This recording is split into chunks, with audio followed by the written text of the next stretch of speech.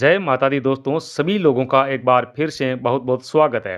तो दोस्तों, नवरात्रि के किसी भी दिन इस पौधे को जड़ सहित उखाड़ करके ले आना, आपकी तत्काल गरीबी मिट जाएगी। दोस्तों, नवरात्रि के पूरे समय को चैतन्य अवस्था कहा जाता है। नवरात्रि के पूरे समय को जागृत अवस्था कहा जाता है। इस समय नव दुर्गा पूर्ण रूप से अपनी शक्ति के साथ जागृत अवस्था में होती है और नवरात्रों में दुर्गा माता हमारे पृथ्वीलोक पर इस धरा पर पूर्ण रूप से आती है। इसलिए माँ दुर्गा के आने के कारण 9 दिनों तक हर प्रकार के पेड़ पौधे जीव जंतु में जागृत अवस्था होने के कारण, अर्थात माता के आने के कारण ये सब जागृत अवस्था में हो जाते हैं, चैतन्य रूप में आ जाते हैं। और इसी के कारण ये अवस्था अपना प्रभाव जितने भी पेड़ पौधे हैं उन पर दिखाती है, जड़ी बूटियाँ हैं उनमें तत्काल दिखाती है। दोस्तों, पेड़ पौधों में दैवीय ऊर्जा होती है, इसलिए पेड़ पौधे हमारे लिए परम पूजनीय है।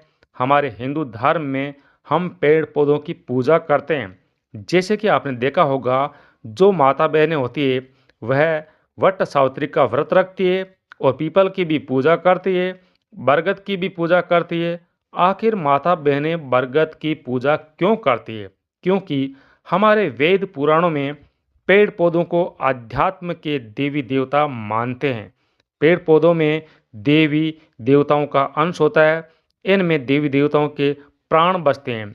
इसलिए हमें पेड़ पौधों की पूजा करना चाहिए। देखिए, ये पेड़ पौधे हमें मुफ्त में प्राणवायु प्रदान करते हैं। दोस्तों, पेड़ पौधों से सारा विश्व, सारा चराचर जगत जो है कि सही से चलता है। जैसे कि समय समय पर धरती पर वर्षा का होना, प्रकृति का अच्छी तरह से संतुलन बनाए रखना, ये सब पेड़ पौधों के कारण ही संभव हो पा रहा है। दोस्तों, अब जानते हैं कि नवरात्रि के समय में, रात के समय ऐसा कौन सा पौधा है जिसे उखाड़ कर लाना चाहिए, जिससे आपकी गरीबी तत्काल मिट सकती है।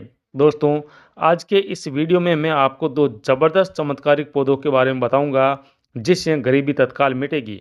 दोस्तों, वीडियो में आगे बढ़ने से पहले मैं आपको बताना चाहता हूं कि अगर आपने आज की वीडियो मिस कर दी तो फिर बाद में आपको रोना पड़ेगा, पछताना पड़ेगा।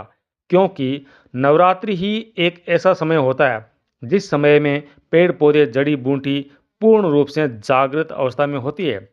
मैं हर वीडियो में आपको बताता हूं कि प्रकृति की जागृत अवस्था में जो जड़ी बूटियां हैं वह अपना प्रभाव सही तरीके से दिखाती है और अच्छे शुभ कार्यों के लिए जड़ी बूटियों का चैतन्य होना अति आवश्यक है।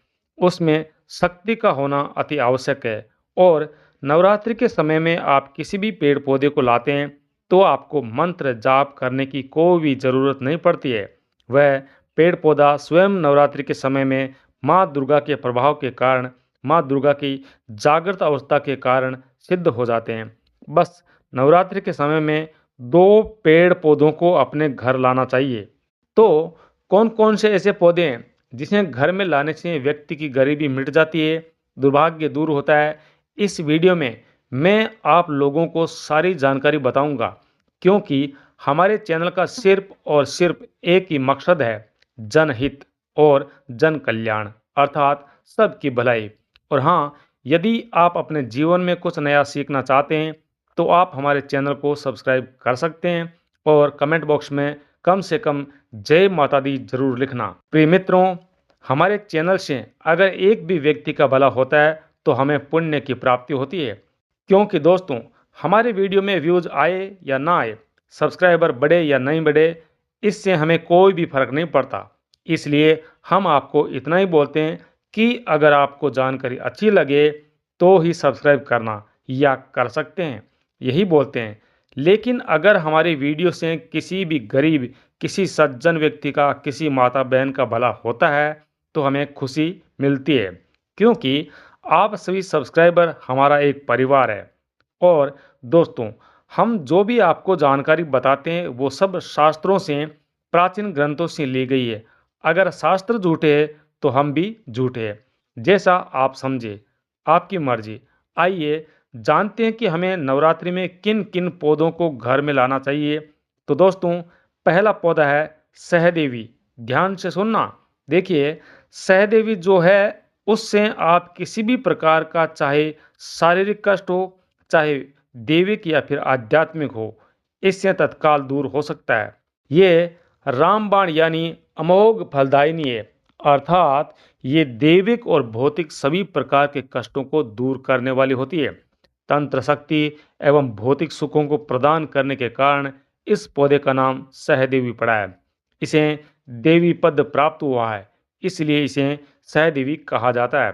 अर्थात ये सभी वनस्पतियों की देवी है, ये सभी पौधों की माता है, इसलिए इसे सहदेवी कहा जाता है।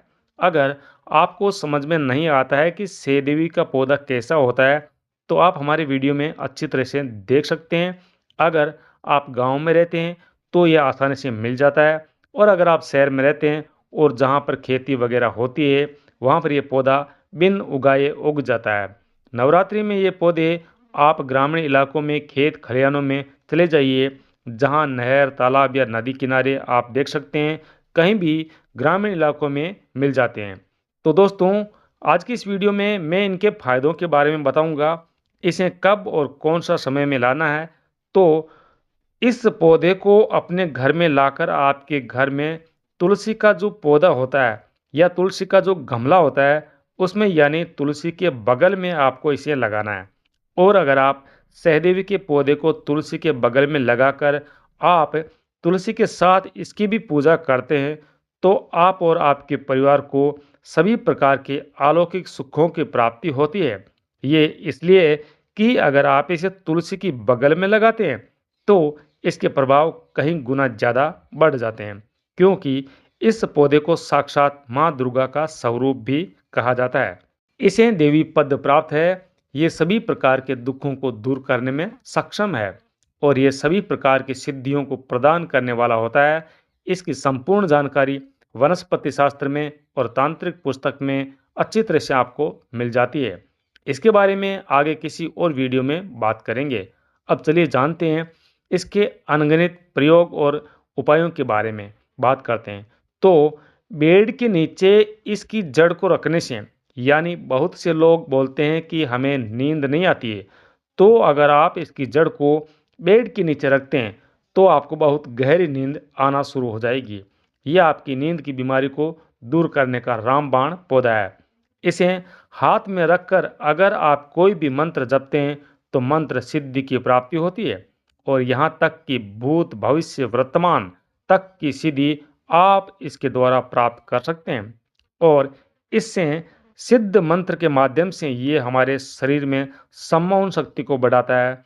अगर आप किसी को वश में करना चाहते हैं, अगर आप कोई बड़े पद में हैं, आप चाहते हैं कि आपसे सभी लोग मोहित हो, या फिर आप प्रवचन करते हैं, सत्संग वगैरह करते हैं और आप चाहते हैं कि आपकी बात हर कोई माने, हर कोई सुने, तो इसका तिलक लगाकर सभा में जाइए। सभी लोग आपको देखकर मोहित हो जाएंगे और आपकी हर बात को ध्यान से सुनेंगे और मानेंगे भी। यानी कि हमारे धर्म शास्त्रों में वर्णित है, जैसे वनस्पति शास्त्र में लिखा है कि अगर आप इसे लाल कपड़े पर लपेटकर अपनी कमर में बांध लेते हैं और आप अपनी अर्धांगिनी के साथ संबंध बनाते हैं, तो ये आपकी क्षमता को बढ़ाता है, आपको ऊर्जावान बनाता है, आप ज़्यादा देर तक रति क्रीड़ा का आनंद ले सकते हैं।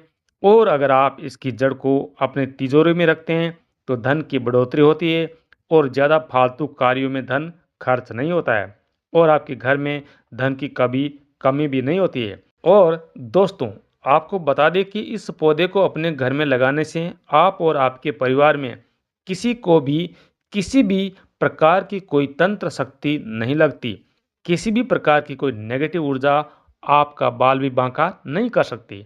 और इसे घर में लगाने से आपको अदृश्य शक्ति भी दिखाई दे सकती है, जैसे भूत, प्रेत, पिशाच आदि ऐसी शक्तियां जिन्हें हम अपनी भौतिक आंखों से नहीं देख सकते।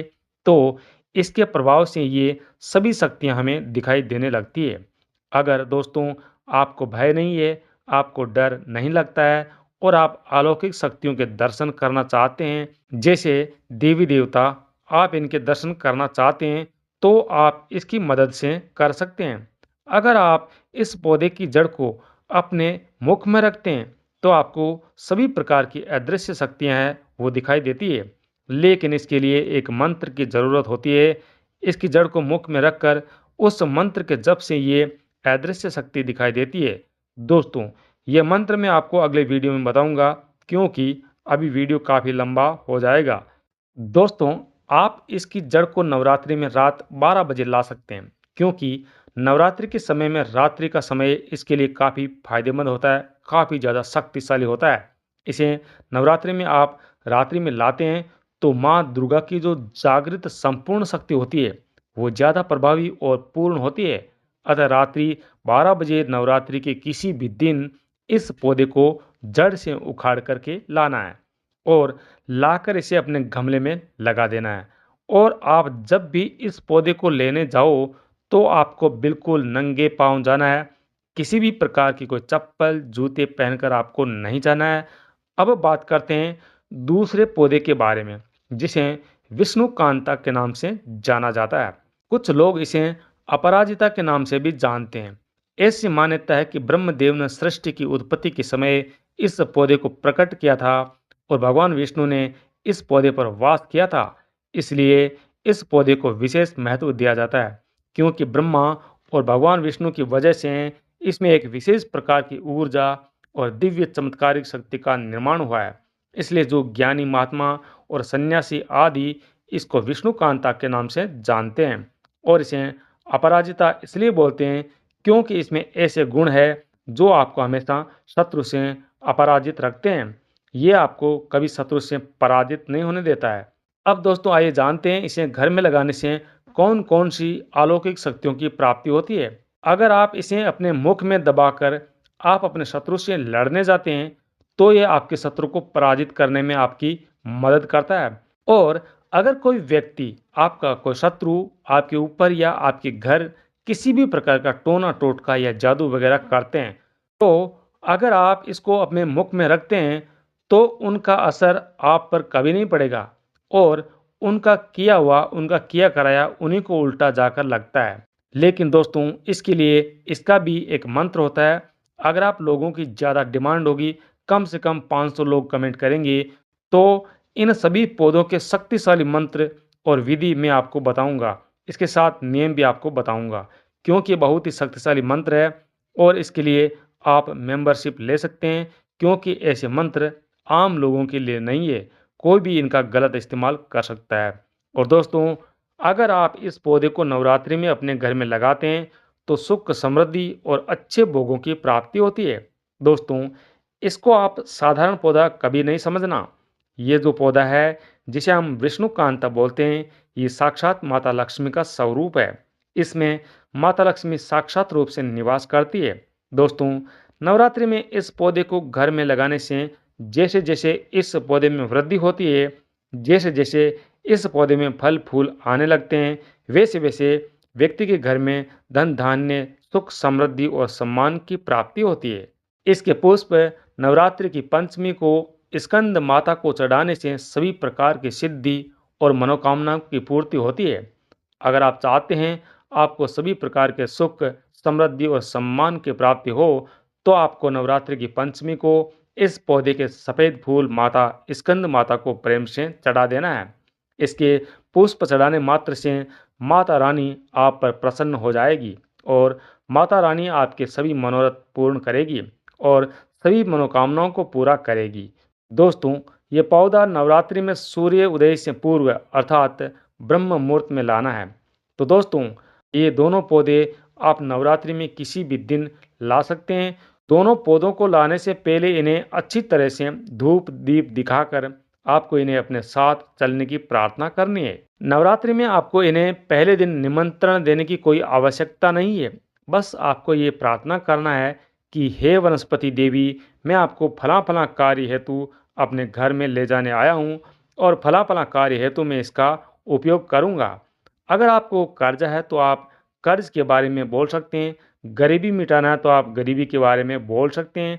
यानी जिस कार्य के लिए आपको इसकी ज़रूरत है वही प्रार्थना आपको करके नम्र निवेदन करें, या आप अपने घर में अपने जीवन में भौतिक सुख समृद्धि सुविधा चाहते हैं तो ये प्रार्थना आप कर सकते हैं। हे वनस्पति देवी, मैं आपको इन कार्य हेतु लेने आया हूँ। इस तरह प्रार्थना करते हुए आपको अक्षत चढ़ाना है और आपको वहाँ एक दीपक जला देना है और प्रार्थना करते हुए जड़ सहित इस पौधे को ले आना है और दूसरे दिन आपको इन्हें अपने घर के गमलों में लगा देना है। आप विश्वास और यकीन मानिए, जब तक ये पौधे आपके घर में रहेंगे, ये आपके घर को पॉजिटिव और शुद्ध रखेंगे। आपके घर में किसी भी प्रकार की कोई तंत्र बाधा नहीं लगेगी। आपके घर कुलक्ष्मी कभी भी नहीं आएगी। आपके घर में दुख, तकलीफ और जो बार-बार बीमारी आती है और ठीक होने का नाम ही नहीं लेती और कोई भी किसी भी प्रकार का वास्तु दोष लग जाता है, तो ये आपको सभी दोषों से मुक्त करने का काम करेंगे और हमेशा आपको बचाए रखेंगे। आपकी प्रगति और आपकी आध्यात्मिक उन्नति होगी। दोस्तों, अगर आप अपने दुर्भाग्य को सौभाग्य में बदलना चाहते हैं, तो आप इन दोनों पौधों में से किसी एक पौधे को कम से कम अपने घर ला सकते हैं और अपने घर में लगा लें। आपकी प्रगति, आपकी आध्यात्मिक उन्नति होगी। दोस्तों, अगर आपको जानकारी अच्छी लगी हो, तो सभी के साथ ये वीडियो ज़रूर शेयर करना। आपका बहुत-बहुत धन्यवाद।